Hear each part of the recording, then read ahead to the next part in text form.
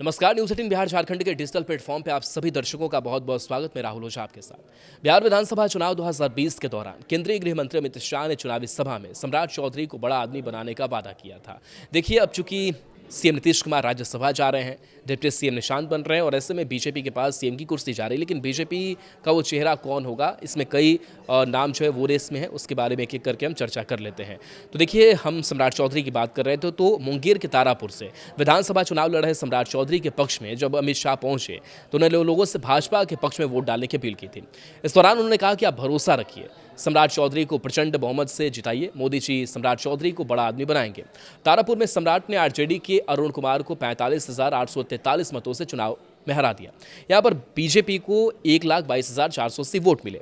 तेजस्वी यादव ने कहा कि जब 2024 में बिहार के मुख्यमंत्री ने महागठबंधन छोड़ा था तब मैंने कहा था कि जेडीयू को भाजपा खत्म कर देगी। तेजस्वी यादव ने संवाददाताओं से भी कल कहा था कि मैंने हमेशा कहा था कि नीतीश जी को घोड़ा तो चढ़ाया गया लेकिन दूल्हा बनाकर, लेकिन फेरा किसी और के साथ दिला रहा है।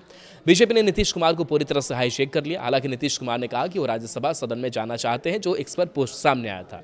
नेता प्रतिपक्ष तेजस्वी ने कहा कि हम शुरू से ही कह रहे थे कि चुनाव के बाद बीजेपी के लोग नीतीश कुमार को मुख्यमंत्री के पद पर नहीं रहने देंगे और वो बयान आज सच साबित हो गया। सत्ता परिवर्तन के खिलाफ जनता में आक्रोश है और जब 2024 में नीतीश कुमार ने हमारा गठबंधन छोड़ा था उस समय भी हमने कहा था कि बीजेपी जेडीयू पार्टी को खत्म कर देगी। इस तरीके के जो बयान है वो लगातार नेता प्रतिपक्ष तेजस्वी यादव का सामने आ रहा है। लेकिन अगर नीतीश कुमार की बात करें और जो ताज़ा घटनाक्रम सामने आया, जब नीतीश कुमार ने 2025 में अपना 5वां चुनाव भी जीता, जहाँ एनडीए ने राज्य में 2/3 बहुमत हासिल किया और उन्होंने 10वीं बार शपथ ली। वो बिहार के सबसे लंबे समय तक सेवा करने वाले मुख्यमंत्री रहे। नीतीश कुमार का राजनीतिक करियर काफ़ी उतार चढ़ाव वाला भी रहा। उन्होंने जनता दल के सदस्य के रूप में राजनीति में प्रवेश किया। वक्त 1985 का था जब वो विधायक बने। इसके बाद कुमार और जॉर्ज फर्नांडिस ने 1994 में समता पार्टी बनाई। 1996 में वो लोकसभा के लिए चुने गए और वाजपेयी सरकार में केंद्रीय मंत्री के रूप में काम भी किया। 2005 से में एनडीए ने बिहार विधानसभा में बहुमत हासिल किया। फिर नीतीश कुमार को सीएम की कुर्सी मिली। 2010 जब साल आया तो राज्य चुनाव में सत्तारूढ़ गठबंधन एनडीए ने भारी बहुमत से फिर से जीत दर्ज की।